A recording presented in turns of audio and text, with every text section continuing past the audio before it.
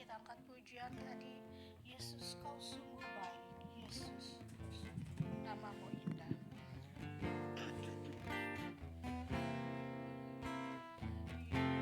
Yesus, kau sungguh baik.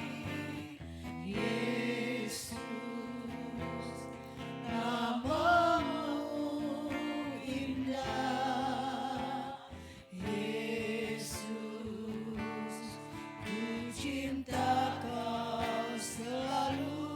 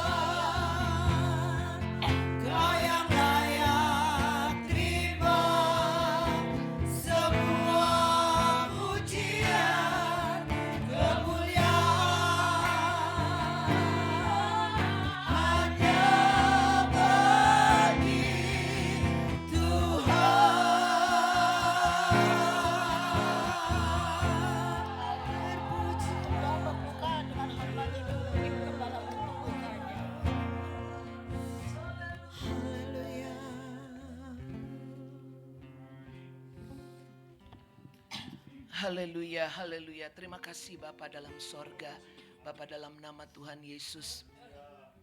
Kesempatan yang Kau berikan pada kami, kesehatan, kekuatan. Tuhan berikan kemauan dalam hati kami. Kami ada di rumah Tuhan sore ini. Sepanjang hari Tuhan, Engkau izinkan kami melakukan apa yang menjadi tugas-tugas dan tanggung jawab kami. Tapi di sore ini Engkau membawa kami duduk diam di bawah kaki Tuhan. Kembali menghadap Tuhan. Kembali mengangkat tangan kami, mengangkat suara kami, mengangkat hati kami untuk menyanjung Engkau. Allah kami yang Maha Kuasa, Tuhan kami, penebus kami, Gembala kami yang baik, haleluya. Sungguhnya hidup kami ada dalam tangan-Mu Tuhan. Kau telah memelihara kami sampai pada saat ini. Untuk itu patut kami ada di rumah-Mu sore ini Tuhan. Untuk kami bawa persembahan kami. Kami bawa ke hadapan Tuhan. Kami naikkan sebagai ucapan syukur dan terima kasih kami. Sebab Engkau Tuhan yang layak menerima segala pujian yang terbaik. Bahkan penyembahan hidup kami. Kami serahkan hanya untuk kemuliaan nama Tuhan. Haleluya. Kau ada di tengah-tengah kami umat-Mu sore ini. Dan untuk itu kami sungguh mengucap syukur pada Tuhan. Mari Kau lawat setiap kami pada sore ini. Kau sucikan hati kami. Kau kuduskan kami. Ampuni kami dari segala kesalahan, segala pelanggaran, segala dosa-dosa kami. Kalau kami bisa datang kepada Tuhan, membawa penyesalan kami Tuhan. Kami tahu inilah saat yang Kau melawat kami. Kau menyucikan kami. Sehingga saat kami berdiri di hadapan Tuhan pada sore ini. Ini adalah suatu suasana yang kudus dan suci. Dan biarlah kehidupan kami boleh diangkat, naik sampai ke tahta-Mu Tuhan. Segala doa-doa kami, segala pujian penyembahan kami. Bahkan ketika kami mendengarkan firman-Mu, ketika kami bersekutu dengan tubuh dan darah Yesus, kami ada dalam hadirat-Mu, kami ada di tahta-Mu kudus Tuhan. Sehingga kami boleh menikmati lawatan-Mu, kami boleh menikmati pembaharuan dari Tuhan. Bekerjalah Roh Kudus di tengah-tengah kami. Ambil alih segala keadaan kami. Mungkin ada di antara kami yang datang dalam kelemahan. Mungkin ada yang datang dalam sakit penyakit. Mungkin ada yang datang dalam kebimbangan, ketakutan. Masalah-masalah yang besar Tuhan. Pergumulan hidup. Kami bawa semuanya kepada Allah. Karena hanya Engkau yang sanggup menolong. Karena hanya Engkau yang sanggup melepaskan kami. Kami serahkan hidup kami. Kami serahkan seluruh pengharapan kami. Mata kami hanya memandang kepada wajah-Mu Tuhan. Dan kami mau sendengkan telinga kami untuk mendengarkan suara firman-Mu. Berikan kami roh ketaatan. Berikan kami roh kelembutan hati. Kami mau menundukkan diri untuk kami bisa mentaati dan melakukan firman-Mu. Sebab firman-Mu itu sumber kehidupan. Firman-Mu itu terang bagi kami. Apapun masalah kami Tuhan, kegelapan tidak akan meliputi, tidak akan menguasai hidup kami. Sebab ada terang firman Tuhan. Apapun keadaan kami Tuhan, mungkin kami sakit, mungkin kami berbeban berat. Tapi kalau ada terang firman Tuhan, semuanya akan terbuka. Semuanya akan mengalami jamahan-Mu. Semuanya akan mengalami kemuliaan-Mu. Sebab itu berikanlah kepada kami hati yang taat Tuhan. Kami buka hati kami untuk kami menerima firman-Mu seutuhnya. Berikan kami telinga rohani, telinga seorang murid yang menangkap seluruh perkataan guru kami, gembala kami yang baik. Tidak ada satu patah kata pun terlewat dari perhatian kami. Karena kuasa setan iblis seringkali membuat kami buyar konsentrasi, membuat kami lemah, membuat kami justru fokus dengan perkara-perkara lain yang tidak penting Tuhan. Maka kami satukan hati kami, kami ikat, kami patah hancurkan kuasa setan, kuasa iblis di dalam nama Tuhan Yesus Kristus. Kami usir kuasa-Mu di dalam nama Tuhan Yesus Kristus. Darah Yesus yang berkuasa terhadap tubuh, jiwa, roh kami. Haleluya, hanya Roh Kudus yang mengurapi, yang menguasai kami, memimpin kami dalam ibadah ini. Dari awal sampai pada akhirnya, kemuliaan-Mu boleh dinyatakan di tengah-tengah kami.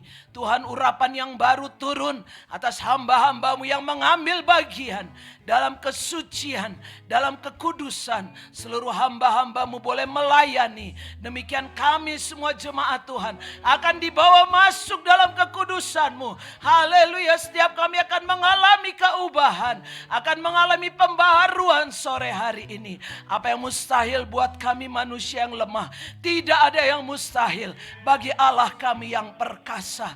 Terima kasih Bapa dalam sorga. Inilah doa kami, ucapan syukur kami kepada Allah yang Maha Kuasa. Kami bawakan di dalam nama Tuhan Yesus Kristus, Gembala kami yang baik. Engkau kepala gereja, Engkau mempelai pria yang mengasihi kami. Engkau yang layak terima segala pujian dan penyembahan kami. Haleluya, haleluya, amin.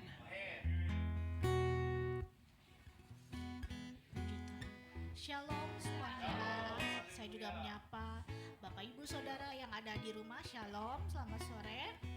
Selamat kita beribadah kembali pada hari ini. Kita merasakan kalau Tuhan Yesus sungguh baik ya.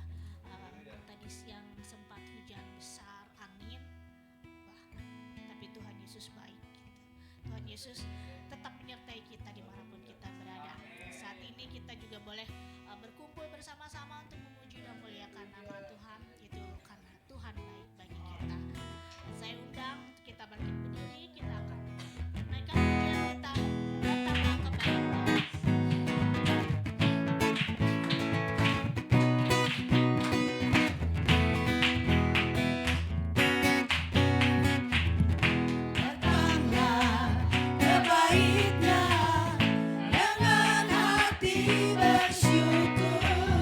Ke dalam pelatarannya.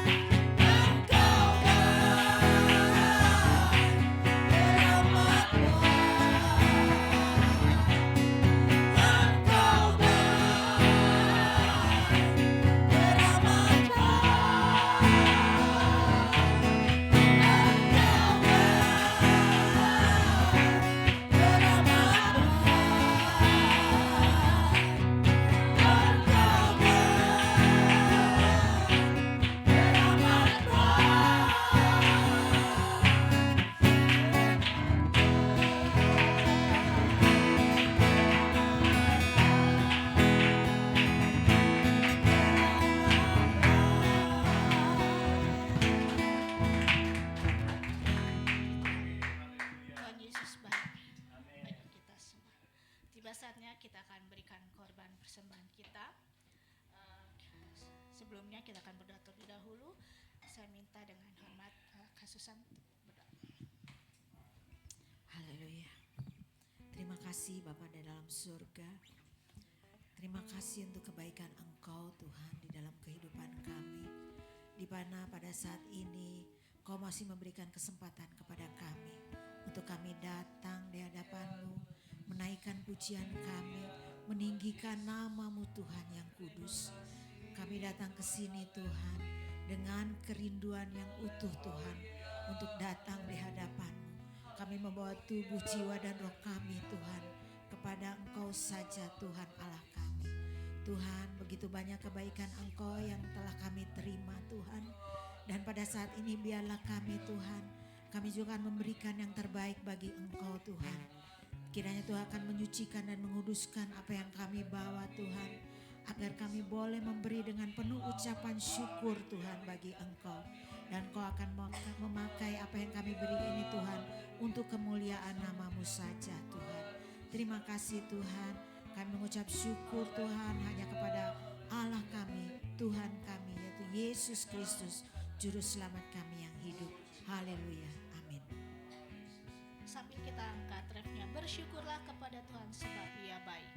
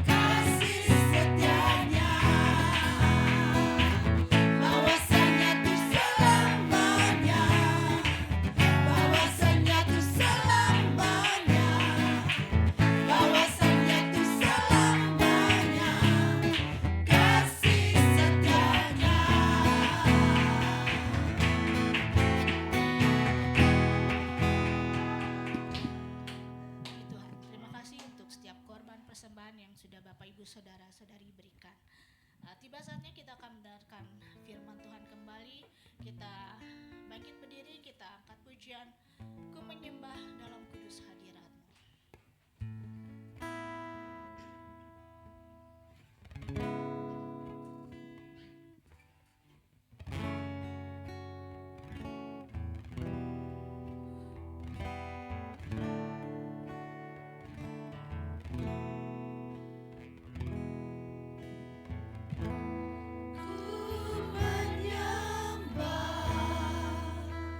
Dalam kudus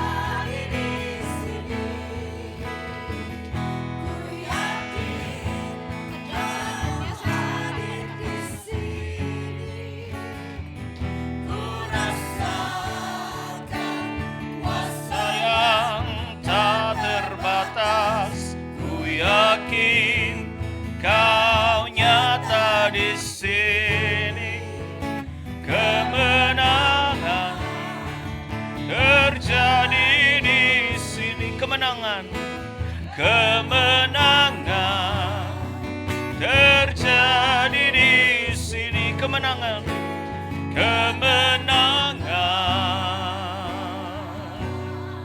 terjadi di sini. Haleluya, puji Tuhan. Bapa, kami berterima kasih karena Tuhan memberikan kemenangan kepada kami. Engkau ada di tengah-tengah kami dan Tuhan sudah mendorong kami untuk kami ada di rumah Tuhan. Kami percaya Tuhan sedang menyediakan kemenangan demi kemenangan saat kami berserah kepada Tuhan, saat kami mendahulukan Tuhan. Kami percaya apa yang sedang kami gumulkan, Tuhan akan membawa kami kepada kemenangan. Oleh sebab itu Tuhan, biarlah pada saat ini waktu yang ada, seberapapun kami yang ada, kami mau pakai untuk hormat kemuliaan nama Tuhan. Kami mau sungguh-sungguh memuji memuliakan nama Tuhan. Kami mau sungguh-sungguh menyembah Engkau. Kami mau sungguh-sungguh mendengar suara Tuhan. Karena kami percaya kemenangan ada di tangan Tuhan. Dan kami percaya juga kemenangan itu Tuhan berikan kepada setiap kami. Kami yang tetap mengandalkan Tuhan di tengah dunia yang semakin gelap. Kami mau Tuhan memberikan terang kepada setiap kami, supaya kehidupan kami tidak dikuasai oleh kegelapan dunia ini. Tetapi kami semakin kuat, semakin terang di dalam Tuhan. Tuhan yang adalah sumber terang memberikan senantiasa kemenangan demi kemenangan. Terima kasih Tuhan. Banyak masalah di dalam dunia ini, banyak kendala, banyak tantangan. Tetapi kami percaya ketika Engkau memberikan terang itu kepada kami, maka kegelapan tidak akan menguasai. Masalah demi masalah boleh ada, tetapi Tuhan yang memberikan jalan keluar. Tuhan yang memberikan kemenangan kepada setiap kami. Terima kasih. Terpujilah nama-Mu besar, kuasa-Mu. Dan biarlah Tuhan pada kesempatan malam hari ini, firman-Mu yang adalah terang itu memberikan satu pengertian lagi kepada kami. Satu pencerahan supaya kami tetap percaya kepada Tuhan. Tidak mundur, tetapi terus kami maju di dalam kebenaran-Mu Tuhan. Sampai kami bisa berjumpa dengan Engkau di atas awan-awan yang permai. Berkati hamba-Mu, berkati firman-Mu, berkati kami semua telinga yang mendengar. Supaya kehidupan kami dikuatkan, iman percaya kami kembali dikuatkan, bertumbuh, berkembang, berbuah. Dan kami percaya Tuhan akan menolong kami semua. Kuasa iblis, anasir jahat yang mencoba mengganggu kami dalam rupa-rupa gangguan. Terlebih malam ini Tuhan, rasa capek, tidak fokus, khawatir, bimbang, kami tolak, kami hancurkan dalam nama Yesus. Darah Yesus yang berkuasa mampu menolong kami. Sebab darah Yesus yang berkuasa itu sudah membeli kami dan harganya sudah lunas dibayar. Terima kasih. Terpujilah nama-Mu besar, kuasa-Mu di dalam nama Tuhan Yesus Kristus. Kau gembala kami yang baik, kepala gereja dan mempelai pria yang mengasihi kami. Kami peralaskan doa sembahyang kami. Haleluya. Amin. Puji Tuhan. Haleluya. Salam sejahtera Bapak Ibu Saudara. Shalom. Saya menyapa saudara-saudara yang ada di rumah. Tuhan berkati kita malam ini dalam kasih sayangnya. Puji Tuhan. Tuhan memberikan lagi kepada kita kesempatan, kesehatan, dan kemauan untuk boleh ada di rumah Tuhan dan boleh bersama-sama mendengar kembali suara gembala kita yang baik, yang sudah mati bagi kita dan Dia yang menyelamatkan kita. Puji Tuhan. Saudara, saya mau ajak kita membuka Alkitab kita di dalam Kejadian pasal yang pertama. Haleluya. Ayat 1 sampai 5. Judul perikopnya Allah menciptakan langit dan bumi serta isinya. Kejadian pasal yang pertama ayat 1 sampai 5. Kalau sudah, mari kita sama-sama bangkit berdiri membacakan ayat-ayat yang menjadi pembuka dalam penyampaian firman Allah pada malam hari ini dalam ibadah pendalaman Alkitab. 1, 2, 3. Pada mulanya Allah menciptakan langit dan bumi. Bumi belum berbentuk dan kosong. Gelap gulita menutupi samudera raya dan roh Allah melayang-layang di atas permukaan air. Berfirmanlah Allah, jadilah terang, lalu terang itu jadi. Allah melihat bahwa terang itu baik, lalu dipisahkannyalah terang itu dari gelap. Dan Allah menamai terang itu siang dan gelap itu malam. Jadilah petang dan jadilah pagi. Itulah hari pertama. Puji Tuhan. Saudara, keadaan dunia sekarang ini sama seperti yang kita baca di dalam ayat yang ke-1 dan ke-2. Ya, pada mulanya Allah menciptakan langit dan bumi. Bumi itu belum berbentuk tanpa bentuk dan kosong. Gelap gulita menutupi samudra raya. Dalam terjemahan yang lain mengatakan gelap gulita menguasai bumi. Dan roh Allah melayang-layang di atas permukaan air. Bukankah dunia sekarang ini juga perlu terang ya saudara ya? Dunia ini sedang menuju kepada kegelapan. Makin lama makin gelap, bukan makin lama makin terang. Dunia ini yang diciptakan dalam keadaan yang baik. Pada hari pertama Tuhan mendatangkan terang. Jadi kita sudah belajar bahwa yang pertama itu Tuhan datangkan terang. Yaitu terangnya Tuhan, terangnya firman. Dalam Yohanes terang itu datang kepada manusia. Tapi sayang manusia menolak terang itu. Yesus datang sebagai terang. Dan terang itu, sekali lagi, kalau terang itu datang, maka kegelapan tidak dapat menguasai. Sekarang terlalu banyak orang yang menamakan diri orang Kristen, tapi kegelapan menguasai, saudara.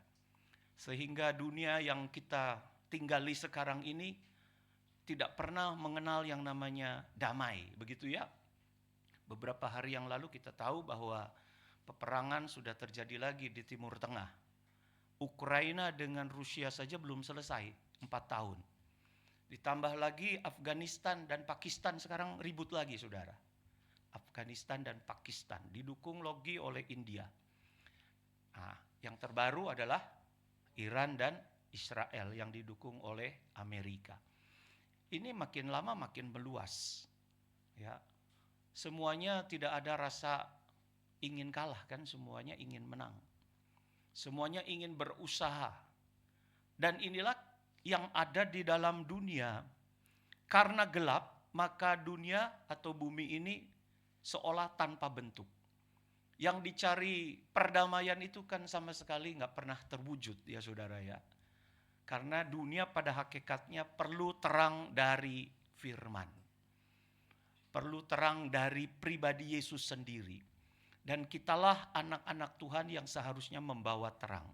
Walaupun memang ya terang itu tidak akan selama-lamanya Tuhan biarkan di dalam dunia.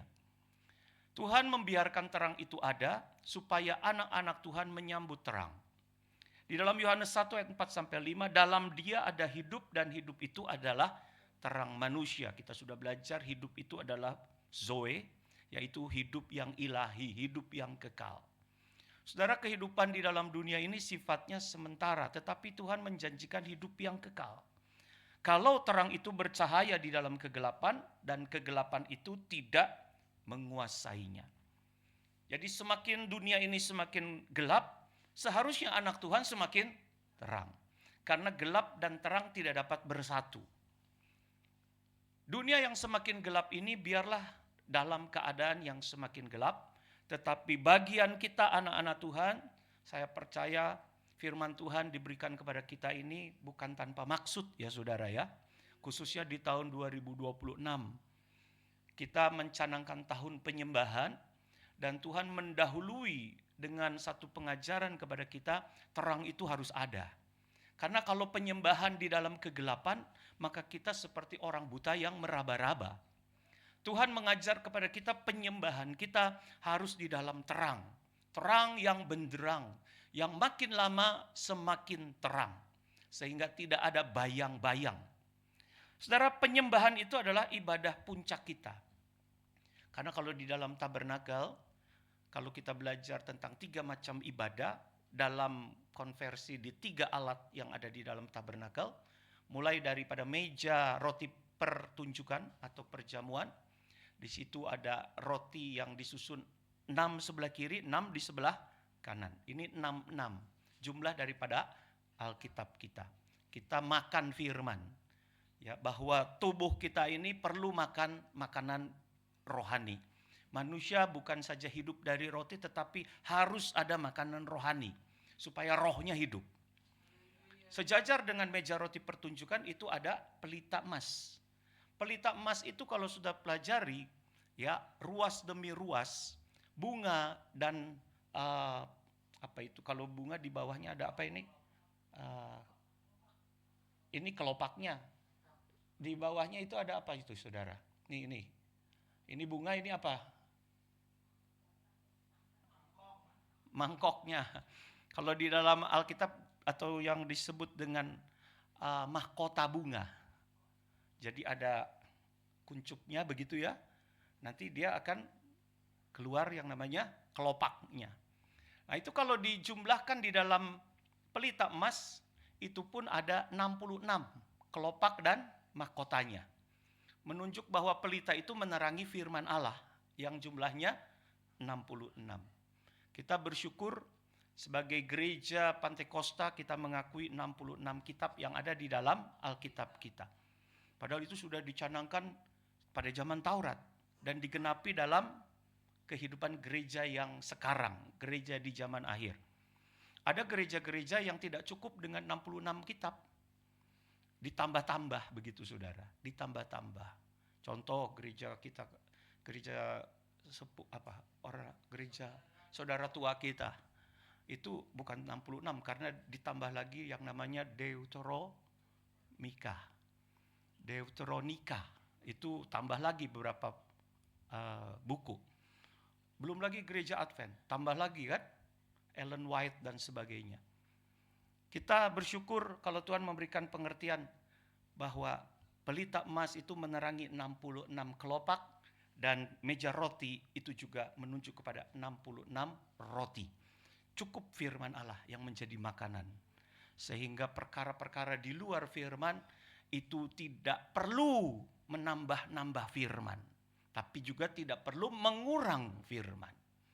Supaya kehidupan kita ada dalam pemandangan kasih sayang Tuhan.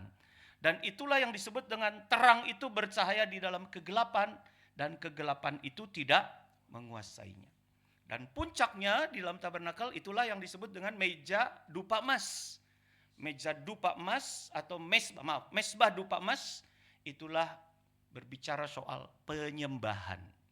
Jadi ibadah kita nanti puncaknya di dalam penyembahan. Ibaratnya kalau tubuh, penyembahan itu leher yang mempersatukan kepala dengan tubuh. Jadi penyembahan kita itu harus sampai kepada terang yang sempurna. Sekali lagi penyembahan kita itu harus sampai kepada terang. Terang itu pengertian.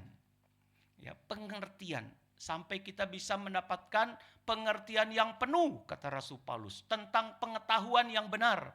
Yaitu tentang anak Allah. Yang ditampilkan sebagai mempelai pria sorga.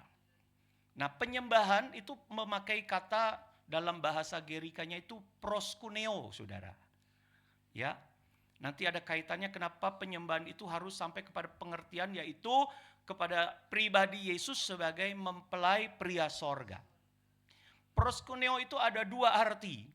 Yang pertama, proskuneo itu memiliki arti bagaikan seekor anjing yang menjilat kaki tuannya.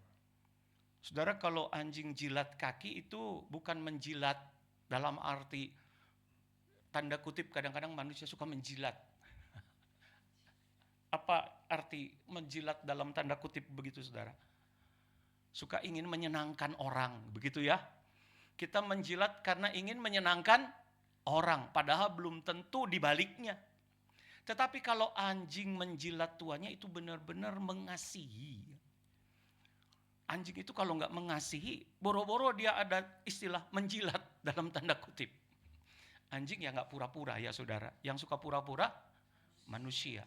Anjing kalau nggak suka ya gigit. Anjing kalau nggak suka ya gonggong. Ya, anjing itu nggak mau tahu tuannya jahat, tuannya baik. Kalau anjing polisi ya dipakai untuk perkara-perkara yang baik. Tapi tidak sedikit juga anjing yang dipelihara oleh penjahat. Jadi penjaga penjahat. Yang penting dia sih menjilat tuannya. Orang yang kasih makan, orang yang pelihara, dia jilat. Dia setia, dia mengabdi. Itu yang disebut dengan proskuneo. Tetapi proskuneo juga arti yang kedua, ya, proskuneo juga di dalam bahasa Gerika yang kedua, itu diibaratkan seperti seorang istri yang menyerahkan sepenuhnya dirinya kepada suaminya. Saudara, kata proskuneo ini memang sudah lama lahir dari bahasa Yunani, bahasa Gerika. Artinya yaitu seorang istri menyerah sepenuh kepada suaminya. Dan pada zaman dulu belum ada yang namanya emansipasi. Ya. Pada zaman dulu yang namanya perempuan ya nggak boleh kerja di kantor kan. Pada zaman dulu nggak ada perempuan yang bisa mengambil alih pekerjaan laki-laki. Kalau sekarang banyak perempuan juga insinyur. Banyak perempuan juga doktor. Bukan cuma dokter, tapi doktor, profesor. Banyak perempuan juga yang sekarang mengambil alih pekerjaan laki-laki. Pada zaman dulu yang namanya perempuan itu tugasnya cuma di dapur. Jadi dia menyerahkan sepenuhnya dirinya kepada suaminya ketika saat menikah itu benar-benar satu pengabdian. Satu pengabdian. Bisa dikatakan mungkin dalam tanda kutip sebuah pertaruhan. Coba kalau suaminya enggak mencintai dia. Padahal hidupnya sudah diserahkan sepenuhnya kepada suaminya. Ternyata suaminya itu bajingan. Wah, bagaimana hidupnya kira-kira? Nah, penuh dengan penderitaan. Ya itulah nasib perempuan pada zaman dulu. Istilahnya proskuneo, betul-betul mengabdi begitu. Betul-betul mengabdi. Karena makanannya pun sehari-harinya hanya berharap dari belas kasihan suaminya. Suaminya yang kerja. Jadi kebayang kalau suaminya suka duduk-duduk di pintu gerbang dan mabuk-mabukan. Di dalam perjanjian lama kan ada yang begitu. Suami-suami yang hanya duduk di pintu gerbang, duduk kumpul-kumpul, tapi kumpulnya di lapotuak. Tidak sedikit juga kan yang di kampung begitu kan saudara. Kasihan sekali istrinya.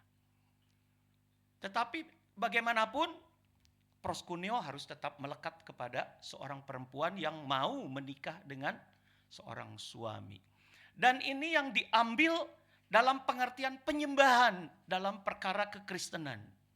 Jadi kehidupan seorang jemaat atau anak-anak Tuhan yang mau menyembah Tuhan, dia berserah sepenuhnya seperti seorang istri kepada suaminya. Tetapi puji Tuhan suami kita, Yesus bukan suami bajingan ya saudara ya. Dia pribadi yang menebus seperti Boas. Waktu Rut disuruh ketemu sama Boas, Naomi bilang mengajarkan tentang proskuneo ini. Kamu mandi, kamu berurap, pakai pakaian yang terbaik, datang di bawah kakinya dan kamu tidur di situ. Ini cara proskuneo pada zaman dulu.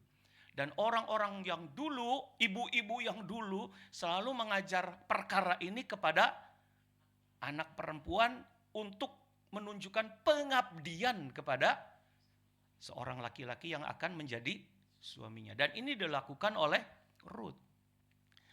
Ini bentuk penyerahan sepenuhnya. Dan ini harus menjadi tanda bagi kita gereja Tuhan. Kita mau menyerahkan hidup kita sepenuhnya kepada Yesus sebagai mempelai pria sorga. Dan kita adalah gambaran mempelai wanita sorga. Nah kalau dikaitkan dengan Yohanes 1 ayat 4, dalam dia ada hidup. Ada power hidup begitu saudara. Seorang suami itu benar-benar pada zaman itu menentukan mati hidup pribadi istrinya. Karena suami itulah yang menafkahi istrinya. Jadi di dalam dia, di dalam Yesus, mempelai pria sorga kita, ada hidup mati kita. Dia yang berdaulat atas hidup mati kita. Dan hidup ini bukan cuma hidup di dalam dunia, tetapi sekali lagi ini berbicara tentang Zoe, yaitu hidup ilahi, hidup yang kekal. Kalau kita benar-benar di dalam penyembahan, dalam penyerahan kita kepada Tuhan yang adalah hidup kita, maka kita akan mendapatkan aliran air hidup. Karena pribadi Yesus adalah hidup itu sendiri. Seorang istri yang mengabdi kepada suaminya sudah menjadi kewajiban dia dan menjadi hak, sudah menjadi hak dia untuk mendapatkan kehidupan. kewajibannya adalah proskuneo. Seorang istri punya kewajiban yaitu proskuneo kepada suaminya, menyembah, ya, menyerah sepenuh. Tetapi suami punya kewajiban untuk memberikan kehidupan kepada istrinya. Jadi kalau kita menyembah kepada Tuhan, ya, dalam konteks kita sekarang, kalau kita menyerahkan hidup kepada Tuhan, sering menyembah Tuhan, sering proskuneo kepada Tuhan, itu kewajiban kita. Lihat kewajiban seorang mempelai pria apa? Menghidupi kita. Kewajiban pribadi Yesus adalah mengalirkan aliran kehidupan. Dan bagian kita adalah menyerap aliran kehidupan. Ya, menyerap. Bagian kita menyerap. Bodoh aja kalau kita dikasih, tapi kemudian kita tidak menerima. Kita tidak menyerap. Alirannya sudah dikasih, hak kita sudah diberikan, tapi kita menolak. Kemudian kita mati. Itu bukan salah daripada mempelai pria. Sehingga hak dan kewajiban ini berjalan dengan sempurna. Si istri proskuneo, suami memberikan aliran kehidupan. Sampai di sini saudara mengerti ya. Tetapi yang jadi masalah, kalau kita ini menyembah Tuhan dan kita tidak merasakan aliran kehidupan, berarti ada sesuatu yang salah kan saudara? Karena pribadi Yesus pasti dia kasih. Sekali lagi kalau kita proskuneo, menyembah, memberikan satu penyerahan yang total kepada pribadi Yesus, kemudian kita nggak merasakan aliran kehidupan, berarti ada yang salah. Ibaratnya sungai, saya memberikan ilustrasi gambar yang pertama, berarti ada yang salah. Coba lihat gambarnya. Kenapa sungai tidak bisa menyerap aliran? Karena terlalu banyak sampah. Sehingga aliran air itu yang ada di hulu ke hilir terhalang. Saudara, dalam kehidupan kita kalau kita menyembah kepada Tuhan, tetapi kemudian kita tidak merasakan aliran hidup, Tuhan katakan dari dalam hati sebetulnya kalau kita menyembah Tuhan, ketika dia berkata kepada perempuan Samaria, kamu tidak menyembah di Yerusalem nanti, kamu tidak akan menyembah di gunung nanti.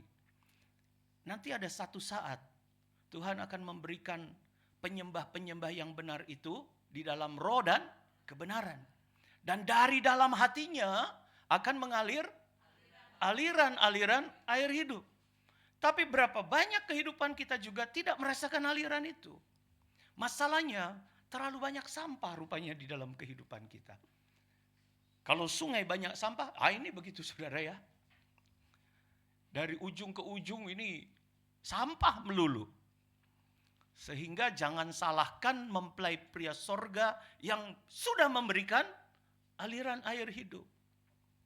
Ya, jadi kalau kehidupan kita terlalu banyak sampah, maka pasti aliran itu tersendat-sendat. Ada sih air yang mengalir, pasti ada. Air itu kan hebat, ya bisa menerobos di sela-sela sampah. Mungkin penuh di atasnya, tapi di bawah masih ada sedikit arus yang bisa lolos dari sampah-sampah. Ada sih, tapi ya namanya aliran yang tersendat-sendat, itu kadang kita rasakan, kadang tidak. Saat kita bersama-sama dengan seluruh jemaat, mungkin kita merasakan ada satu aliran yang besar. Sehingga kita merasakan sukacita. Tapi ketika kita sendiri, nyanyi sampai 10 kali kok gak terasa. Kita sujud sampai 2 jam, kok gak terasa begitu. Kalau di dalam jemaat kok bisa ya. Tetapi kalau sendiri, ini banyak pengalaman justru saat kita sendiri, aliran itu tersendat. Berarti, ini sampahnya yang harus dibereskan. Ya. Yohanes 1 ayat 5, ya. Yohanes 1 ayat 5 di dalam terjemahan yang dibarukan itu disebut terang itu bercahaya di dalam kegelapan dan kegelapan itu tidak menguasainya. Tapi dalam terjemahan lama, coba ada ya Yohana terjemahan lama. Boleh difokuskan yang terjemahan lamanya saja. Coba saudara baca. Maka terang itu bercahaya di dalam kegelapan. Maka ini sesuatu yang sebetulnya satu hal yang baru. Ketika saya pelajari, oh iya, seringkali kita tidak sadar sehingga aliran itu tersendat. Coba baca. Maka gelap itu tiada sadar akan dia. Terang itu dialirkan seperti aliran air sungai yang Tuhan nyatakan. Mempelai pria itu memberikan aliran air hidup. Tanggung jawab mempelai pria memberikan aliran air hidup. Tapi seringkali karena kita sudah terbiasa dalam gelap, maka gelap itu tidak sadar akan adanya terang. Seringkali kita merasa, baik-baik saja. Apalagi kita yang tidak punya, sekali lagi, coba saudara dengar baik. Apalagi kita yang tidak punya hubungan pribadi dengan Yesus. Kalau secara berjemaat sih kayaknya baik-baik saja. Kalau dalam berjemaat bisa nangis. Dalam berjemaat bisa rasakan aliran itu. Tetapi kalau sendiri, kok garing ya? Ada anak-anak Tuhan, ya tidak ada di jemaat ini. Karena jemaat ini jarang bicara sama saya kalau di luar ibadah. Tapi ada anak-anak Tuhan dari gereja lain yang suka bilang sama saya, Pak Gembala, saya kalau sendiri kok susah nangis ya.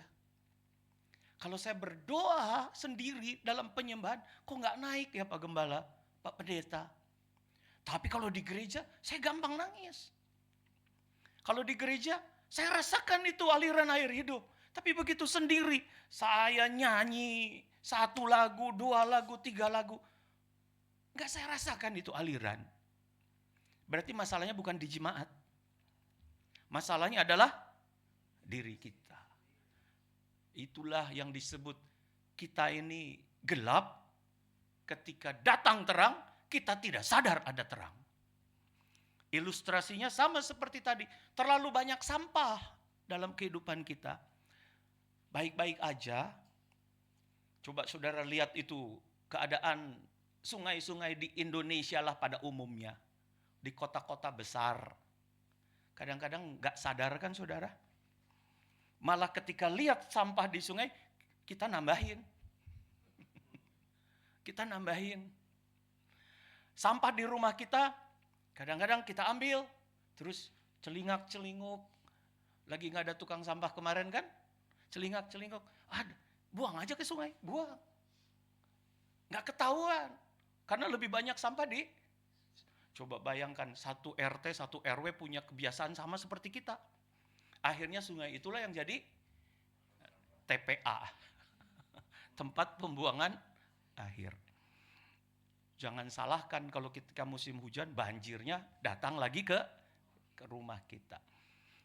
Saudara pribadi kita itu seperti tadi, gelap tidak sadar akan adanya terang.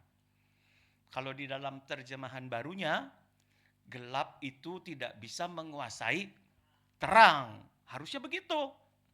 Tetapi di dalam terjemahan lama, ada pengertian baru ya saudara ya. Kadang-kadang kita tidak sadar akan adanya terang. Sehingga ya itu, gelap banget juga enggak. Tapi terang juga tidak. Karena kita cenderung tidak sadar. Ya, maka kita tidak bisa menyerap aliran kehidupan itu dengan sempurna. Padahal firman itulah kehidupan.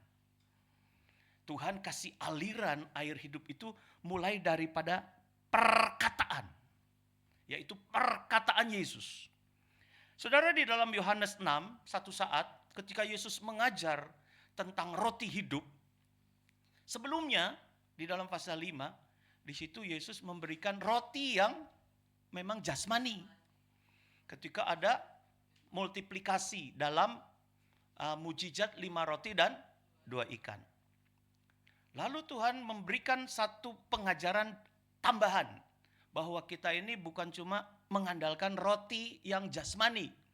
tapi harus mengandalkan roti hidup. Di pasal 6 itu Tuhan mengajarkan, akulah roti hidup yang turun dari sorga. Tapi orang-orang pada saat itu nggak bisa menangkap bahwa Yesus adalah roti hidup.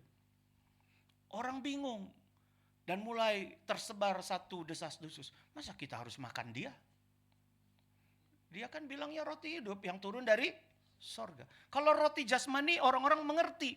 Tapi ketika ditambahkan pengajaran yang bersifat ilahi, orang-orang tertutup pengertiannya. Sehingga di dalam ayat 66, Yohanes 6 ayat 66, coba saudara lihat Yohanes 6 ayat 66. Ini banyak sekali orang bilang ini ayat antikris. Karena Yohanes 6 ayat 66. Di situ ada 666. Dan isinya juga begitu. Mulai dari waktu itu banyak murid-muridnya mengundurkan diri dan tidak lagi mengikut dia. Enggak, dalam Alkitab tidak ada yang namanya ayat antikris ya. Semua firman Tuhan adalah suci, perkataan Tuhan. Tetapi ini menunjukkan bahwa ketika Tuhan mengajar tentang roti hidup, ini sekali lagi bukan yang sifatnya jasmani. Tapi Tuhan meningkatkan pengajarannya kepada perkara-perkara yang sifatnya ilahi, rohani. Tapi gak bisa terima. Gak mengerti lah istilahnya. Bingung. Dan sebagai responnya, pada saat itu banyak murid-muridnya mengundurkan diri. Dan tidak lagi mengikut dia. Saudara, Yesus itu ditinggalkan bukan cuma 1-2 murid. Tapi 5.000 orang. 5.000 orang. Yang makan sampai kenyang, bahkan ada sisanya ketika ditingkatkan firman kepada perkara-perkara yang sifatnya ilahi, gak bisa terima ini. Ditinggalkan sama murid-muridnya yang jumlahnya 5.000 orang laki-laki. Belum wanita dan anak-anak. Ini satu penghiburan buat saya sebetulnya. Kalau jemaat tinggalin 1-2, Yesus ditinggalkan 5.000. Apakah Yesus kemudian bersedih? Lihat ayat 67. Ayat 67. Maka kata Yesus kepada ke-12 muridnya, apakah kamu tidak mau pergi juga? Wah, ini nantang ya. Istilahnya kalau ada yang keluar dari gereja ini, saya bilang sama saudara, kamu gak mau ikut juga? Oh, saudara sakit hati pasti. Saudara kan bilang, gembala gak tahu diuntung. Saya kan yang setia. Nah, Yesus ini seolah-olah bilang begitu, saudara. Ya, apakah kamu tidak mau pergi juga? Ayat 68, ini jawab Simon. Saudara perhatikan ayat 68. Jawab Simon Petrus kepadanya, Tuhan, kepada siapakah kami akan pergi? Perkataanmu adalah perkataan hidup yang kekal. Nah, ini Simon ini sudah mendapatkan aliran. Dia sama seperti seorang istri yang menyerahkan hidupnya kepada mempelai pria. Dia sudah sampai kepada tahap proskuneo. Saya mah sudah menyerahkannya semua kepada engkau, kata Simon. Kepada siapakah kami akan pergi? Jadi seolah-olah memang saya mah sudah terikat, begitu ya saudara ya. Simon bilang, saya sudah terikat sama pribadimu Tuhan. Kepada siapa lagi kami mau pergi? Gak ada pilihan lain. Apalagi kemudian dia berkata, perkataanmu adalah perkataan hidup yang kekal. Nah, ini menunjuk kepada Zoe. Hidup yang kekal itu adalah Zoe. Simon sudah merasakan perbedaannya. Kalau ikut Tuhan, dia mendapatkan hidup yang kekal. Dan perkataan-perkataan Tuhan, yaitu firman, itulah Zoe. Yang Tuhan kasih kepada kita, yaitu aliran-aliran air hidup. Jadi aliran-aliran air hidup itu, ya, coba saudara lihat di dalam Yohanes 6 ayat 63, supaya kita makin mengerti. Selama ini kita pikirkan aliran-aliran air hidup itu Roh Kudus. Sekarang Petrus sendiri berkata, perkataanmu adalah hidup yang kekal. Yohanes 6 ayat 63, tambahan buat kita. Roh yang memberi hidup. Daging sama sekali tidak berguna. Coba baca kalimat berikutnya. Perkataan yang kukatakan kepadamu adalah roh dan hidup. Dengan perkataan lain, ya, dengan perkataan lain, Roh Kudus akan mengalir aktif saat kita percaya firman. Kembali kepada tabernakel. Lihat, yang namanya kaki dian selalu ada hubungannya dengan meja roti. Tidak bisa dipisahkan. Kaki dian selalu menerangi yang namanya meja roti. Jadi kalau kita percaya kepada perkataan Yesus yang adalah firman, maka Roh Kudus itu mengalir dengan aktif. Saudara, kita tidak perlu dalam hal ini ya, saya sampaikan begini. Kita kadang-kadang ingin penuh dengan Roh Kudus. Dan kemudian cara kita ingin penuh dengan Roh Kudus, kadang-kadang kita puasa, tidak salah. Kita puasa kemudian kita bertapa kali ya. Aduh, saya perlu penuh Roh Kudus. Saya perlu penuh Roh Kudus. Kemudian kita minta, nggak penuh juga. Padahal kuncinya adalah percaya saja sama firman. Maka kamu akan menerimanya. Jadi firman dan roh itu tidak bisa dipisahkan. Saat kita percaya kepada firman dan melakukannya, saat itulah kita sedang bersih-bersih sungai. Gambar yang kedua ya. Saat kita percaya firman Allah, saat ini kita percaya firman Allah, maka Tuhan akan memberikan aliran-aliran air hidup. Ini sedang bersih-bersih, saudara. Ya, tadi lihat tumpukan sampahnya begitu banyak sekali. Kita harus membersihkannya dengan apa? Percaya firman. Gotong royong kita. Ayo gotong royong. Sampah yang banyak itu gak mungkin kita bersihkan dengan kekuatan kita sendiri. Kita harus yang namanya ada gotong royong. Itu kan gotong royong itu katanya lingua franca ya. Sifat hidup dari bangsa Indonesia. Dulu, gak tahu sekarang. Kalau dulu katanya kan begitu ya. Lihat satu kerja bakti, semua ikut. Gak perlu disuruh. Ada rasa gak enak gitu. Aduh, masa Mama Ginting aja sendiri yang bersihin jalan, kan gitu. Akhirnya yang lain ikut tergerak. Kalau sekarang enggak, sudah mulai individual ya. Sudah bukan lagi lingua franca katanya. Franca, apa itu? Zaman dulu kan, sikap hidup. Sekarang ini harus perlu didorong untuk kita bergotong royong. Saudara, kita bergotong royong dengan firman untuk membersihkan sampah. Sampah yang terlalu banyak menumpuk. Tidak jaminan kita ikut Tuhan sudah 58 tahun. Tidak jaminan sampah itu ada. Biasanya makin tua, yang namanya plak dalam pembuluh darah makin banyak. Betul nggak?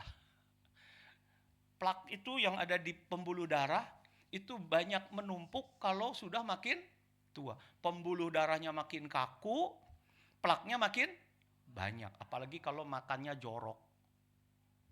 Makannya kikil, lemak, dan sebagainya. Waduh, sudah. Yuk bagian kita sekarang bersih-bersih. Dengan makanan yang sehat. Istilahnya apa begitu ya. Kalau manusia untuk membersihkan plak itu mulai dari makan makanan yang sehat. Makan makanan yang berserat. Makan buah-buahan. Seperti pola waktu zaman di Taman Eden. Nanti plaknya lama-lama bersih sendiri.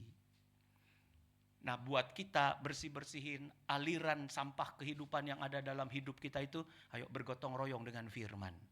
Firman Tuhan makanan sehat buat kita. Jangan alergi firman saudara, jangan alergi firman. Ya, kita harus merasakan manfaatnya firman. Harus semakin cinta sama firman. Karena firman itu dikatakan membersihkan. Selama ini kita bayangan dimandikan itu kan dari luar ya. Dimandikan itu di luar. Tapi ternyata firman itu membersihkan juga bagian dalam. Batiniah kita dibersihkan. Dan saya percaya kalau sudah bersih, kita percaya firman. Kita menyerap aliran air hidup itu dengan sempurna. Tanpa sadar, saat kita berdoa, kita menyembah. Tanpa minta, kita bisa penuh dengan Roh Kudus. Roh itu meluap-luap dalam hati kita. Sehingga kalau hati itu sudah meluap, saudara berdoa sendiri pun roh meluap. Berdoa sendiri pun tidak menjadi halangan saudara untuk bisa merasakan aliran-aliran air hidup. Pengalaman saya penuh Roh Kudus justru bukan saat bersamaan. Waktu itu pernah ada youth camp tahun 1986 di Transito, saudara. Saya ingat tahunnya. Itu hamba-hamba Tuhan kelas kakap istilahnya. Pada saat itu ada Tante Tunas, ya, kemudian gembala kita masih Bapak Pendeta THW Korompis. Dan yang mengisi sesi-sesi itu untuk kaum muda, ada Tante Tunas, ada Om Johan Petipeluhu, bapaknya Pak Yohanes. Kemudian ada Om Kanapi, ada Om Daniel Bakri, Om Teddy Bakri, ada Om Edi Hedemans. Itu tokoh-tokoh GSPDI zaman dulu kan. Itu semua ada yang ditumpang tangan sama Om Johan, penuh Roh Kudus. Ditumpangin tangan sama Om Kanapi, penuh Roh Kudus. Saya sampai dikual-kual gak penuh. Sampai akhirnya, aduh salah apa saya? Padahal saya ketua Komuda, saudara. Tapi saya ingat sekali, seminggu setelah itu, ketika saya ada di loteng, bukan loteng Yerusalem, di Cihideng itu ya, ketika saya cuma berdoa tengah malam, saya dibangunkan. Dan dari saat itulah saya melihat kemuliaan Tuhan berglosolali di situ sendiri. Jadi penuh Roh Kudus itu, saudara ya, kuncinya adalah hidup kita harus dibersihkan dulu dari aliran-aliran yang penuh dengan sampah. Tuhan sih nggak pilih-pilih, saudara, nggak pilih-pilih. Oh, karena ini gembala penuh, Roh Kudusnya penuh. Oh, kalau ini mah office boy yang suka bersih-bersih misalnya, atau ini mah baru ikut Tuhan cuma sebulan. Saudara, Tuhan gak pilih-pilih. Aliran air hidup itu gak pilih-pilih. Tapi ketika kita percaya firman, haleluya. Ketika murid-murid, 120 murid-murid ketika melihat Yesus naik ke sorga, Tuhan cuma berfirman, kamu kumpul aja di Yerusalem. Terus saja berdoa. Nanti aku akan curahkan Roh Kudus. Hari pertama belum ada. Percaya, tetap percaya. Hari kedua belum ada. Percaya, terus berkumpul. Tetap berharap perkataan Tuhan itu iya dan amin. Sampai hari keberapa, saudara? Sehari 10. Maka penuhlah mereka dengan Roh Kudus. Bagian kita sekarang, ayo proskuneo ya. Berserah sepenuh kepada Tuhan dan bersihkan apa yang menjadi sampah dalam kehidupan kita. Sampah dosa. Sampah dosa. Pada zaman Nuh, Tuhan marah karena manusia sudah mulai kawin campur. Pada zaman Sodom dan Gomora, Tuhan marah juga karena manusia juga sudah mulai kawin campur. Nah, kawin campur ini bicara soal apa sih, saudara? Seperti tadi aliran penuh dengan sampah. Penuh dengan sampah. Sekali lagi, ini penyembahan ini harus ada kaitannya dengan mempelai pria. Namanya proskuneo tadi. Bukan arti yang pertama yang kita harus ingat, tapi arti yang kedua. Yaitu seperti seorang istri yang menyerahkan sepenuh hidupnya kepada suaminya. Kalau kemudian kawin campur, kira-kira bagaimana? Tuhan dinomor duakan ya. Istilah sekarang, masa Tuhan diselingkuhi, saudara? Tuhan paling gak suka kita ini berpaling. Tuhan mau kehidupan kita ini setia kepada Dia. Banyak yang membuat kita bisa berpaling. Gambaran daripada istri yang tidak setia itu bukan cuma, kita lari dengan suami orang. Tapi secara kehidupan kita sekarang ini banyak yang menghalangi Tuhan sebagai sesembahan kita kan. Pekerjaan bisa. Hobi bisa. Pendidikan kita bisa. Pokoknya semua hal yang bisa menomorduakan Tuhan. Menghalangi untuk kita bisa berserah kepada Tuhan. Itu yang disebut dengan kita ini sedang berselingkuh. Kita sedang berpaling dari Tuhan. Dan lihat, zaman Nuh Tuhan marah. Zaman Sodom dan Gomora, Tuhan marah. Dan akhir zaman ini sekarang sedang menjadi double-double begitu. Zaman Nuh dan juga saat zaman Sodom dan Gomora. Dunia sudah mulai masuk dalam kegelapan yang paling gelap. Biarlah kita bercahaya di dalam kegelapan. Bagian kita sebagai seorang yang benar mengasihi Tuhan, berserah sepenuhnya kepada Tuhan. Biarlah penyembahan kita menjadi bukti bahwa kita berserah kepada Tuhan sepenuhnya. Biar kita menjadi terang. Terang yang tidak dikuasai oleh kegelapan. Saudara, sekali lagi, orang yang ada dalam kegelapan itu mudah sekali dipermainkan oleh iblis.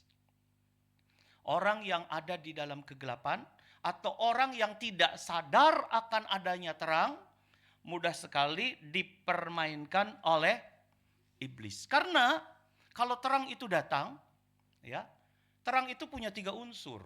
Yang pertama sinar, jelas sinar. Sinar inilah yang mengalahkan kegelapan. Kalau namanya terang tapi nggak ada sinarnya, nggak ada cahayanya, itu bukan terang. Setuju nggak saudara? Kalau terang itu yang namanya terang pasti ada cahayanya atau sinarnya. Walaupun namanya senter, tahu senter ya? Kita punya senter. Senter itu kan dari kata terfokus kan? Senter, terfokus, cahaya yang terfokus. Tapi percuma kalau dinamakan senter kalau tidak bisa bercahaya. Itu namanya senter rusak. Dibawa-bawa nggak ada manfaatnya. Demikian juga kehidupan kita. Yang disebut dengan anak-anak terang tapi tidak bisa bersinar. Gak ada manfaatnya. Buat apa Tuhan bawa senter rusak? Gak ada manfaatnya untuk bersinar. Sekali lagi, terang atau sinar itu mengusir kegelapan. Jadi kalau kita makin kuat, makin terang, baterainya itu makin voltasenya ditambah. Sekarang ini ada senter yang luar biasa, kalau saudara lihat itu di medsos, senter itu bisa, terang banget saudara. Saya pernah lihat itu di Shopee, dia jual senter, nggak tahu itu iklan doang kali ya. Begitu dinyalakan, gede banget terangnya. Terangnya sampai bisa menguasai sekian ratus meter. Daripada senter zaman dulu tuh, yang stainless tuh, yang warnanya perak, lampu kuning, di fokusnya juga harus diputar-putar, gitu. Ya paling cuma sampai situ. Sekarang ini kan banyak sekali senter-senter LED ya, yang punya sekian ribu lumens, yang daya terangnya begitu kuat. Semakin kuat terangnya, semakin diusir yang namanya kegelapannya. Saudara, dalam penyembahan, ya kita harus bercahaya, harus punya dampak. Bukan kita sujud nangis-nangis sampai guling-gulingnya. Itu tidak berdampak buat orang. Malah mungkin orang yang lihat takut. Datang ke gereja kita, terus lihat penyembahannya guling-guling. Nah itu, seperti dulu Mama Ginting pertama kali masuk gereja Pantai Kosta, takut. Karena ini gereja penuh dengan orang gila. Setelah penuh Roh Kudus ikut gila. Bukan cuma itu indikatornya. Guling-guling, keluar cairan dari mata, hidung, telinga. Kalau zaman dulu kan begitu ya. Sampai kursi basah-basah. Saudara, yang memiliki dampak adalah kegelapan diusir. Yaitu keubahan hidup. Semakin banyak kita menyembah, jadi terang buat lihat, sekarang begini ya. Itu sinar yang berdampak. Coba kalau saudara guling-guling tiap-tiap penyembahan, tapi nggak berdampak, orang nggak merasakan sinarnya. Iblis juga nggak takut. Tapi sinar yang mengusir kegelapan, keubahan hidup kita harus punya dampak. Dan ini menjadi satu pergumulan buat kita. Tuhan, semakin banyak kita menyembah Tuhan, makin terjadi keubahan. Sampahnya makin banyak yang dibuang, saudara. Sampahnya makin banyak yang dibuang. Waktu zamannya Ahok jadi gubernur di DKI, itu orang-orang Jakarta senang banget. Karena kelihatan banget bedanya. Dulu sampah yang banyak di sungai, wih sekarang bening. Ahok nggak ada, mulai lagi ya. Katanya begitu. Saudara, jangan juga kehidupan kita begitu. Bersih sesaat, terus kotor lagi. Tuhan mau keubahan itu menjadi keubahan hidup yang permanen atas hidup kita. Banyak menyembah Tuhan, banyak keubahan terjadi. Itulah terang yang membawa sinar. Terang yang membawa cahaya. Yang kedua, terang itu pasti bawa yang namanya panas. Ya, pasti. Coba saudara pegang lampu ini. Ini sudah nyala berapa jam nih Pak D? Dari jam berapa ini nyala tadi? Jam 5 ya? Sekarang udah 7:30. Coba berani nggak pegang nih lampunya? Ya. Selain ada cahaya, ada juga panas. Panas itu untuk mengusir dingin. Jadi saudara, semakin kita menyembah dan jadi terang, harusnya kita nggak dingin dalam ibadah. Nggak dingin dalam mendengar firman. Selalu panas rasanya begitu. Kenapa kadang-kadang kita dingin mendengar firman? Aduh, bosan ya. Ini sampai kapan tuh Pak Gembala tema terang? Karena Yohanes 1 lagi. Dulu Pak Gembala wahyu lagi. Sekarang Yohanes lagi. Sampai kapan temanya ini akan selesai? Kalau gereja lain enak loncat-loncat. Jadi nggak bosan. Kalau yang ini bosan Pak Gembala. Saudara, kalau ada panas justru makin haus. Benar nggak? Kalau panas makin haus ya? Kalau dingin enggak. Kalau dingin makin banyak ke belakang. Tapi kalau panas makin haus akan suara Tuhan. Makin menggebu-gebu. Makin ingin dengar firman. Jadi sekali lagi, selain adanya cahaya, ada juga panas. Matius 24 ayat 12, karena makin bertambahnya kedurhakaan, maka kasih kebanyakan orang akan menjadi dingin. Nah saudara, terang ini untuk mengusir kedurhakaan. Kalau kita punya terang, pasti tidak ada yang namanya kita ini jadi anak durhaka. Seperti Malin Kundang. Lupa sama ibunya. Kita pun kalau ada panas, kita tidak akan mendurhaka kepada Bapa di sorga. Makin panas pengiringan kita. Makin menyala kasih kita. Makin menyala. Menyala abangku. Gitu. Makin menyala. Ada terang makin menyala, makin sukacita, makin rasanya aduh Tuhan saya perlu Tuhan. Makin tergantung sama Tuhan, Seorang istri yang cinta sama suaminya makin tergantung sama suaminya.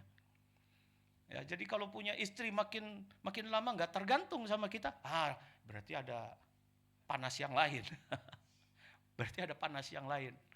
Ma pergi ya, sok we, itu balik gitu nanaon. Berarti ada panas yang lain.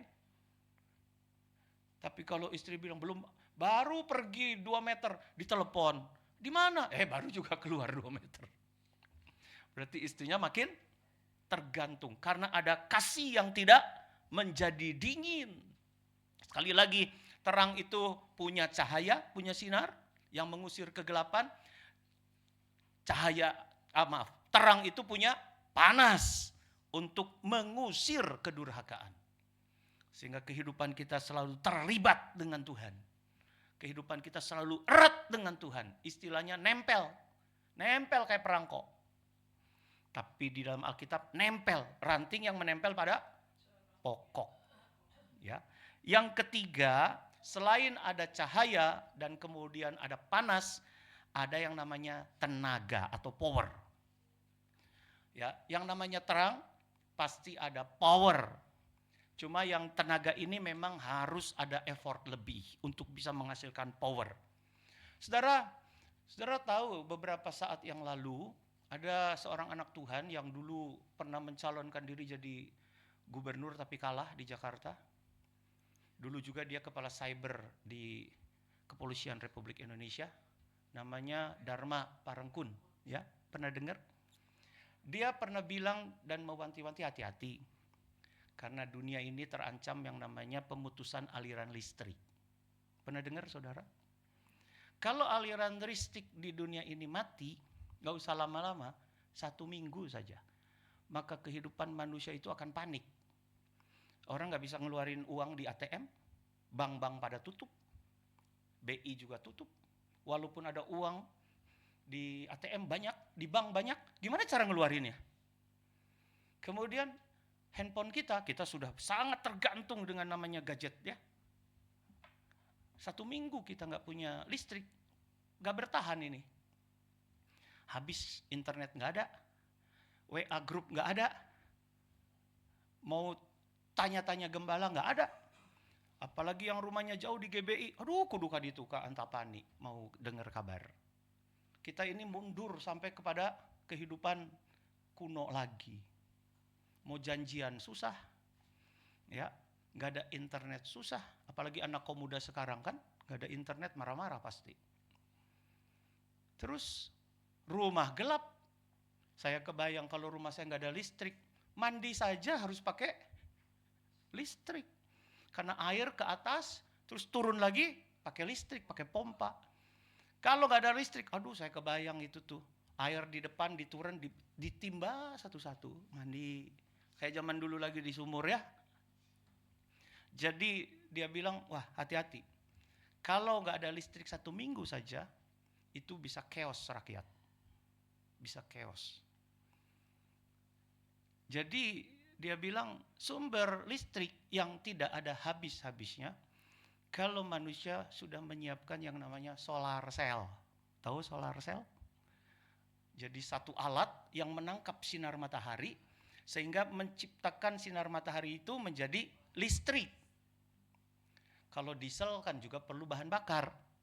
Tapi kalau solar cell itu bisa menyerap tenaga matahari menjadi listrik. Nah, ini yang disebut dengan terang itu bisa menghasilkan power. Tapi perlu alat kan begitu ya saudara? Dan sumber terang yang kita punya di bumi ini yaitu matahari, itu sumber daya yang tidak pernah habis. Mobil listrik, nggak ada listrik dari PLN.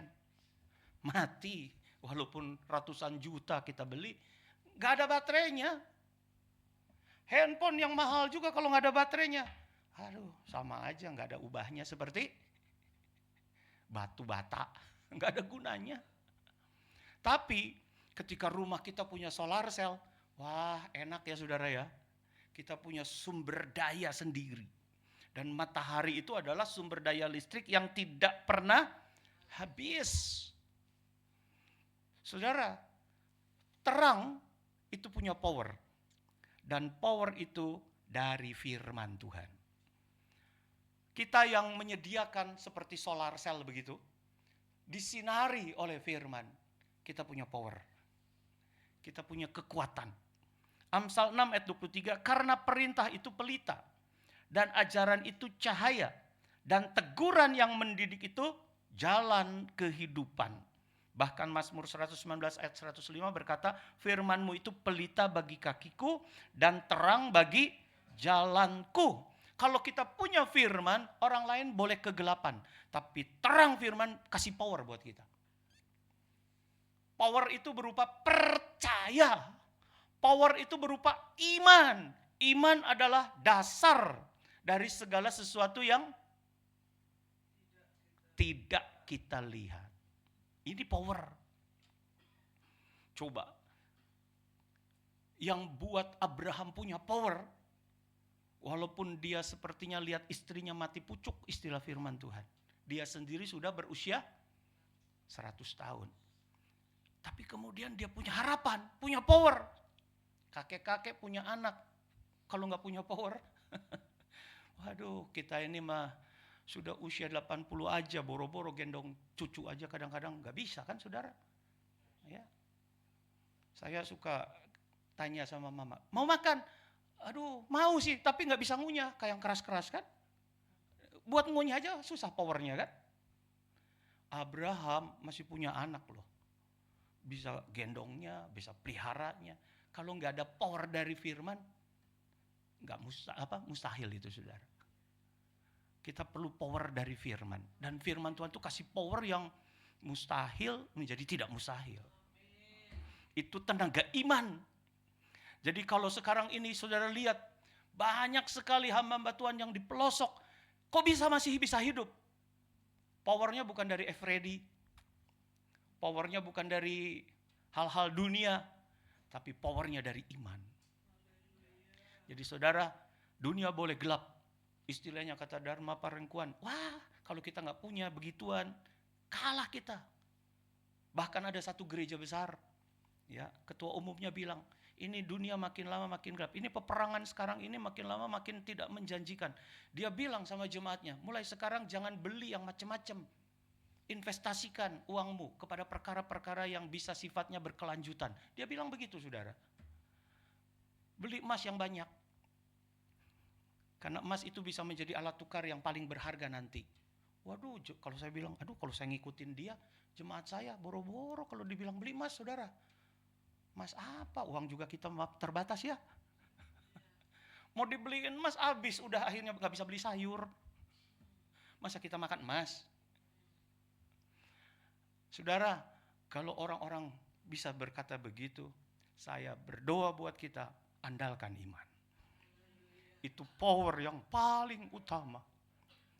Sekalipun tidak ada dasar untuk berharap, kata Ibrani kepada Abraham. Tapi Abraham berharap juga. Ini power yang kuat. Jadi terang sekali lagi punya cahaya, punya panas, dan punya power. Dan Tuhan kasih kepada kita tiga-tiganya ini.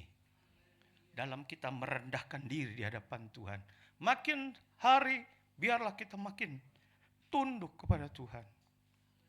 Seperti istri yang tunduk kepada suaminya.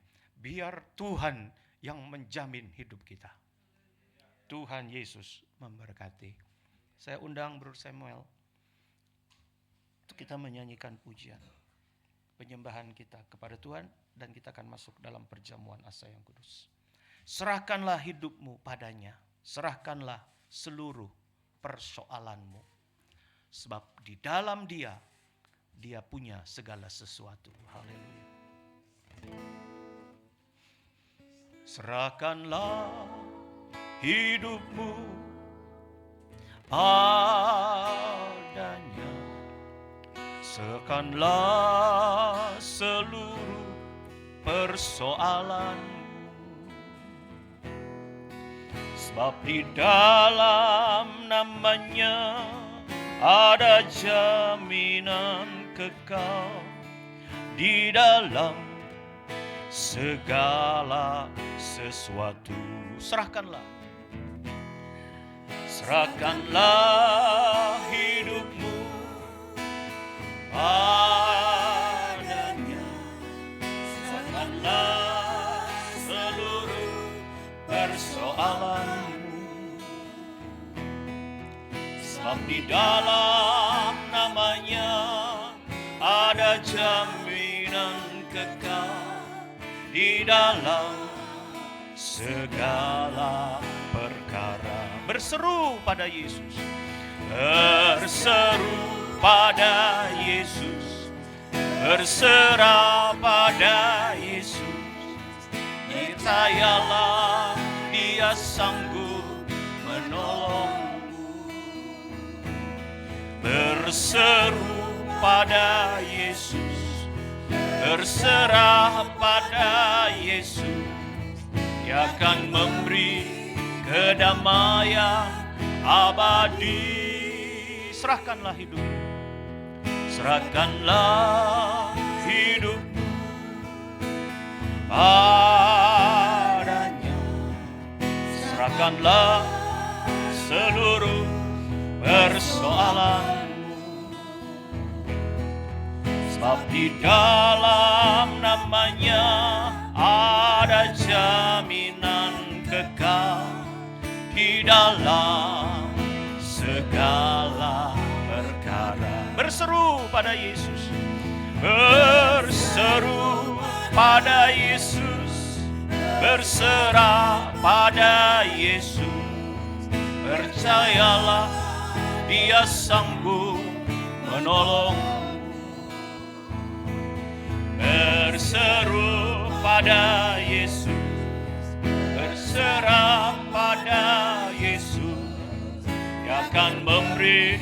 kedamaian abadi. Bapa di sorga, Bapa di dalam nama Tuhan Yesus, kami mengucap syukur buat firman yang Tuhan berikan kepada kami. Kami akan meteraikan dengan makan minum tubuh dan darah Yesus, sehingga firman itu bertumbuh, berbuah, dan menjadi kekuatan dalam kehidupan kami. Menjadi terang, menjadi pelita dalam langkah-langkah kami menghadapi dunia. Kami perlu keubahan dari Tuhan. Kami perlu kehangatan, panas dari Tuhan. Dan kami perlu power dari Tuhan. Terima kasih Tuhan. Biarlah tubuh dan darah Yesus itu akan ada dalam kami dan kami ada di dalam Tuhan. Terpujilah namamu. Di dalam nama Tuhan Yesus kami siap bersekutu dengan tubuh dan darah Yesus. Kita nyanyikan pujian ini. Haleluya. Serahkanlah, nanti hamba Tuhan yang melayani perjamuan, saya persilakan. Hidupmu padanya, serahkanlah seluruh persoalanmu, sebab di dalam namanya ada jaminan kekal. Di dalam segala perkara, berseru pada Yesus, berseru pada Yesus, berserah pada Yesus. Percayalah, Yesus sanggup menolongmu. Berseru pada Yesus, berserah pada Yesus. Dia akan memberi kedamaian abadi. Berseru pada Yesus, berseru pada Yesus, berserah pada Yesus. Percayalah, Yesus sanggup menolongmu. Berseru pada Yesus.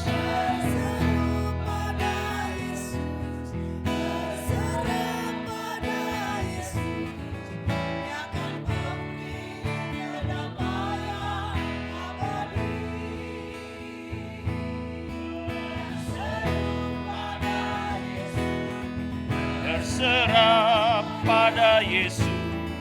Percayalah, Yesus sanggup menolongmu. Berseru pada Yesus, berserah pada Yesus. Dia akan memberi kedamaian abadi. Puji Tuhan, haleluya. Kedamaian abadi. Dia akan memberi kedamaian abadi. Saudara sudah mendapatkan tubuh dan darah Yesus, mari kita sama-sama makan minum tubuh dan darah Yesus. Kita tinggikan tubuh Tuhan di atas kepala kita, sebab apa yang telah kuteruskan kepadamu telah aku terima dari Tuhan, yaitu bahwa Tuhan Yesus pada malam waktu ia diserahkan mengambil roti, dan sesudah itu ia mengucap syukur atasnya. Ia memecah-mecahkannya dan berkata, inilah tubuhku yang diserahkan bagi kamu. Perbuatlah ini menjadi peringatan akan aku. Sidang jemaat yang dikasihi Tuhan, mari kita bersama-sama makan tubuh Tuhan di dalam nama Tuhan Yesus Kristus. Makanlah, haleluya.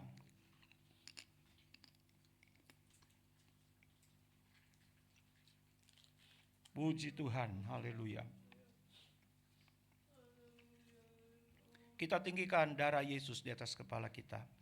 Demikian juga ia mengambil cawan sesudah makan, lalu berkata, cawan ini adalah perjanjian baru yang dimeteraikan oleh darahku. Perbuatlah ini setiap kali kamu meminumnya menjadi peringatan akan aku. Sebab setiap kali kamu makan roti ini dan minum cawan ini, kamu memberitakan kematian Tuhan sampai ia datang. Sedang jemaat yang dikasihi Tuhan, mari kita sama-sama minum darah Yesus di dalam nama Tuhan Yesus Kristus. Minumlah, haleluya. Haleluya. Puji Tuhan. Tuhanku,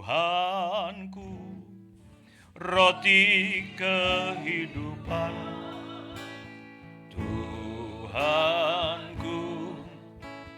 air kehidupan.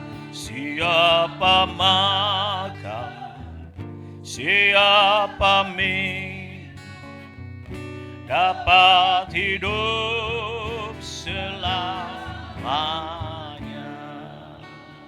Tuhanku, Tuhanku, roti kehidupan.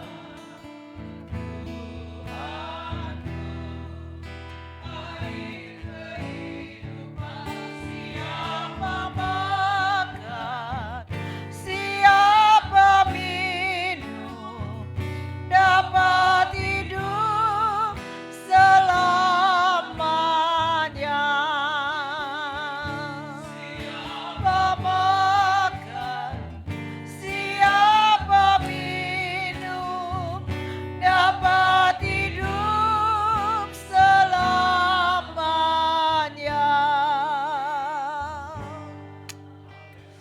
Haleluya Yesus, haleluya, haleluya. Haleluya Yesus, terima kasih. Bapa kami dalam surga, kami mengucap syukur Tuhan kepadamu. Karena pada malam ini Tuhan, kami telah dikenyangkan oleh firman-Mu Tuhan.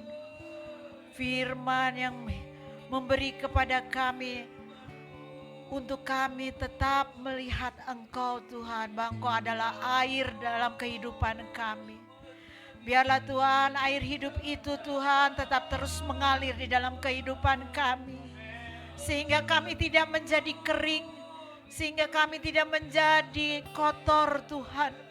Tetapi kami mau dibersihkan terus Tuhan oleh air hidup daripada Tuhan. Dan firman Tuhan yang boleh menyucikan kehidupan kami Tuhan. Begitu banyak Tuhan sampah di dalam kehidupan kami. Begitu banyak dosa di dalam kehidupan kami Tuhan. Tapi kami mau menyerahkan kehidupan kami ini Tuhan ke dalam tangan Tuhan. Kami mau berpegang pada firman-Mu Tuhan. Firman yang hidup, firman yang mampu membersihkan kehidupan kami yang kotor ini Tuhan. Sungguh Tuhan, kami memerlukan Engkau Tuhan di dalam kehidupan kami ini Tuhan. Sehingga kami boleh melihat Tuhan, bahwa kami Tuhan dapat berjalan bersama-sama dengan Engkau Tuhan. Terlebih di dalam terang-Mu Tuhan. Kami betul-betul memerlukan terang-Mu Tuhan di dalam kehidupan kami ini Tuhan. Supaya kami tidak salah melangkah Tuhan. Karena di dalam firman-Mu itu Tuhan, kami boleh melihat kehidupan kami yang jelas Tuhan. Melihat kehidupan kami yang benar Tuhan di dalam Engkau Tuhan. Terima kasih Tuhan, terima kasih. Sungguh firman-Mu ini Tuhan memberikan kehidupan, kekuatan di dalam kami Tuhan. Dan biarlah firman itu tidak berlalu di dalam kehidupan kami. Tapi firman itu boleh jatuh di dalam hati kami Tuhan. Terlebih di tanah kami yang subur Tuhan. Karena kami mau bertumbuh di dalam Engkau Tuhan. Biarlah Tuhan kami juga boleh berbuah di dalam Engkau Tuhan. Bukan buah yang mentah Tuhan, tapi kami mau berikan buah yang matang di hadapan Engkau. Terima kasih Tuhan untuk firman-Mu pada malam ini Tuhan.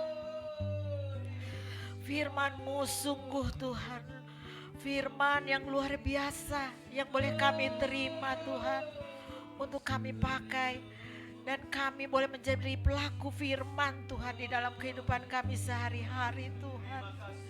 Kami perlu pertolongan-Mu, kami perlu Roh Kudus-Mu Tuhan dalam kami menjalaninya Tuhan. Kau yang akan menuntun kami Tuhan, untuk kami terus boleh melihat kepada Engkau, boleh memandang kepada Engkau Tuhan. Karena Engkau adalah satu-satunya Tuhan Allah kami. Allah yang hidup Tuhan. Allah yang memberikan kepada kami Tuhan hal-hal yang baik Tuhan. Terima kasih Tuhan untuk tubuh dan darah-Mu Tuhan. Kami mengucap syukur Tuhan untuk pengorbanan-Mu Tuhan yang tidak sia-sia Tuhan bagi kehidupan kami. Sehingga kami Tuhan terlepas dari kutuk dosa kami Tuhan. Karena Engkau memberikan anugerah itu bagi kami Tuhan. Dan biarlah Tuhan kami menghargai pengorbanan-Mu terus di dalam kehidupan kami ini Tuhan. Kami boleh menyatakan Tuhan pengorbanan-Mu itu Tuhan. Lewat kehidupan kami sehari-hari yang boleh menjadi terang Tuhan. Bagi orang sekeliling kami Tuhan. Mereka boleh melihat Tuhan. Bahwa kehidupan kami di dalam Engkau Tuhan sungguh luar biasa. Terima kasih Tuhan, terima kasih untuk firman-Mu ini Tuhan. Berkati Bapak Gembala kami Tuhan yang telah memberikan kepada kami makanan bagi rohani kami ini Tuhan. Biarlah Tuhan akan memberkati hamba-Mu ini lebih heran lagi Tuhan. Tuhan akan terus tambah-tambahkan lagi Tuhan. Rahasia firman Tuhan di dalam hamba-Mu ini Tuhan, sehingga kami gembala-gembala-Mu di sini Tuhan boleh dikenyangkan oleh firman Tuhan. Berkati juga keluarganya Tuhan dalam kehidupan sehari-harinya Tuhan. Biar Tuhan akan memberikan berkat soteria kepada hamba-Mu ini Tuhan dalam keluarganya Tuhan. Terima kasih Tuhan, terima kasih. Dan sebentar kami Tuhan akan berpisah satu sama lain Tuhan. Di malam yang gelap ini Tuhan, kami menyerahkan kehidupan kami ke dalam tangan Engkau Tuhan. Tuhan akan memimpin kami ke rumah kami masing-masing Tuhan. Biar Engkau akan menjaga kami, Engkau akan membentengi kami Tuhan. Karena Engkau lah Tuhan, Allah kami yang besar, Allah yang selalu menjaga kami Tuhan. Terima kasih Tuhan, terima kasih. Biarlah Tuhan Engkau akan memberikan kepada kami terus Tuhan kekuatan yang daripada Engkau.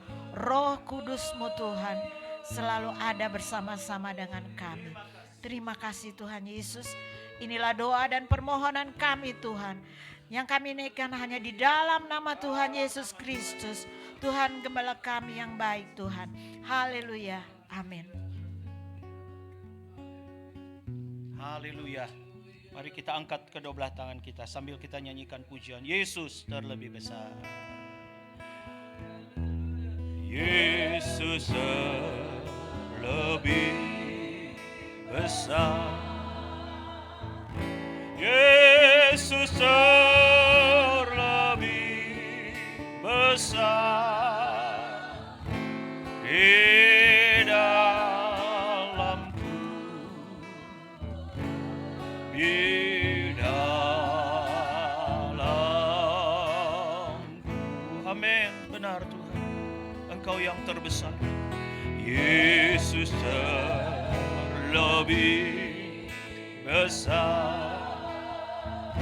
Yesus terlebih besar di dalamku selama-lamanya. Tuhan memberkati engkau dan melindungi engkau. Tuhan menyinari engkau dengan wajah-Nya dan memberi engkau kasih karunia. Tuhan menghadapkan wajah-Nya kepadamu dan memberi engkau damai sejahtera. Maka saudara-saudaraku yang kekasih, pulanglah dengan membawa berkat firman Allah. Anugerah Allah Bapa, kasih dan sayang Tuhan Yesus Kristus di dalam persekutuan Roh Kudus kiranya boleh menjadi milik bagianmu mulai malam ini, esok, bahkan sampai selama-lamanya. Kita aminkan bersama.